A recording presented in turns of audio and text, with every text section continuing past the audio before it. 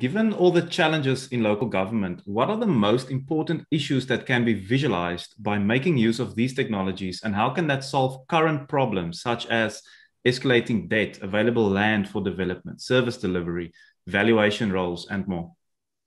There's quite a couple of challenges in local government, and I think we read it every single day in the news and so on.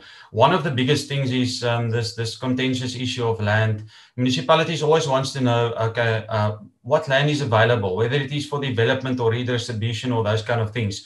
And the municipalities never really had, one, let's call it a database of available land, which hasn't been solved yet, that actually belongs to the state, okay, which they can use for whatever they decide to do with that piece of land. So immediately you've got a sense of exactly what's happening. Also, where it is very, very important, as well as municipalities has got a spatial development framework. And in terms of that framework, you need to basically develop your town. That's like a long-term plan to say, okay, how are we going to use the available land for future economic benefits? Are we going to use a specific, let's say, set of land for industrial purposes or business? Or we're going to establish a new, a suburb for residential purposes or that kind of matter. So from that perspective, it is actually valuable when you can visualize it. What is also very important is we need to look at the zoning and the land use of properties, because sometimes a specific piece of land is only zoned for, let's call it, residential purposes.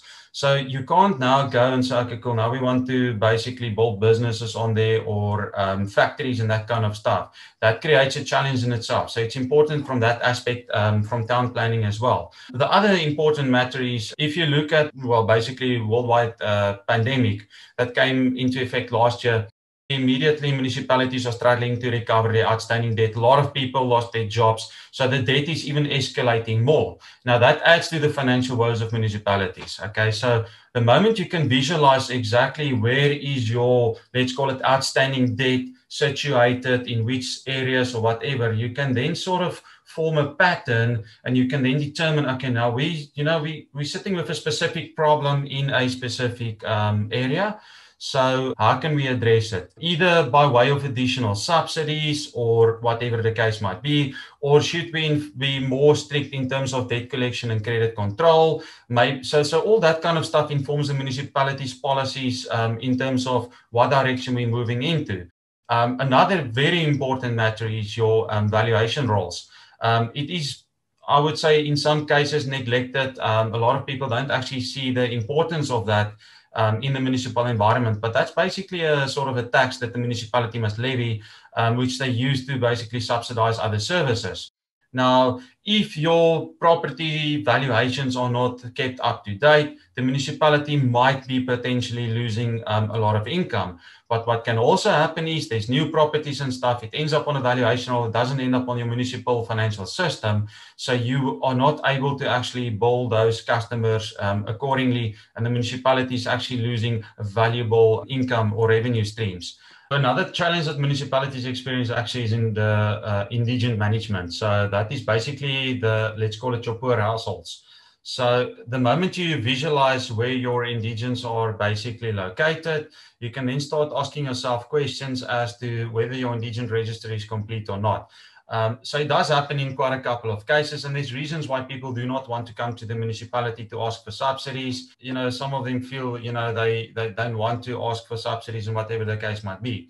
But in any case, so besides that, the moment you can visualize it, you can see, okay, we need to embark on a process to get more people on the register so that we can give them subsidies. Another issue also is the issue of water and electricity loss. I think in South Africa, the total loss is about 49%, which is quite a lot if you convert it into a value. And how can we address that problem by visualizing this information? Well, it's actually quite simple.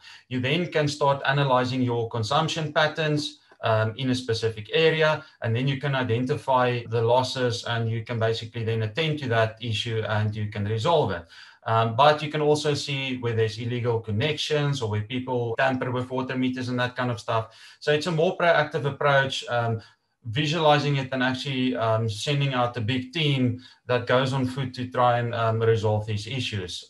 Another point where it's also very important is from a planning perspective, where a lot of money goes into infrastructure projects.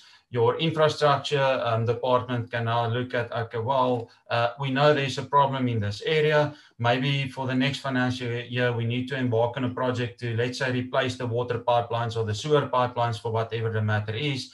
And when you visualize it, you first of all, you can actually see it very quickly and easily, and also track the progress.